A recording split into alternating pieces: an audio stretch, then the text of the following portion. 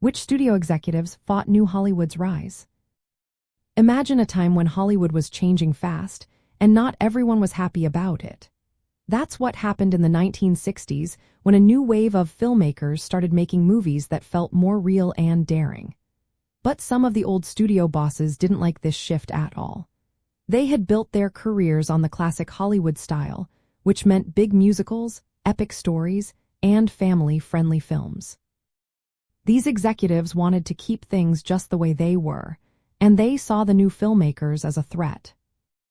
One of the most famous studio leaders who fought against this change was Jack L. Warner, head of Warner Brothers. When he saw a rough cut of the film Bonnie and Clyde in 1967, he hated it. The movie was violent, edgy, and very different from what Warner Brothers usually made. Warner and his team tried to quietly release the film and hoped it would disappear.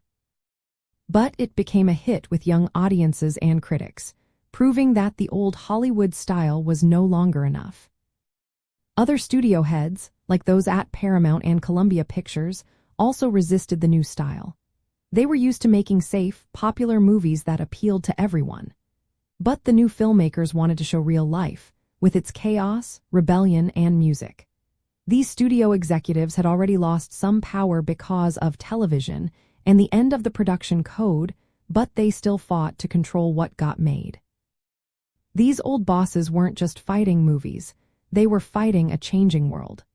The 1960s brought civil rights protests, anti-war marches, and a youth culture that wanted movies to reflect their lives. Many of these studio leaders were out of touch with these changes and saw the new Hollywood as a challenge to their authority. Despite their efforts, they couldn't stop the new wave from taking over. The rise of the new Hollywood era shifted power from the big studios to the filmmakers themselves. These studio executives fought hard, but the momentum was unstoppable. The 1960s marked a turning point where Hollywood began to embrace more creative freedom, even if it meant clashing with the old guard.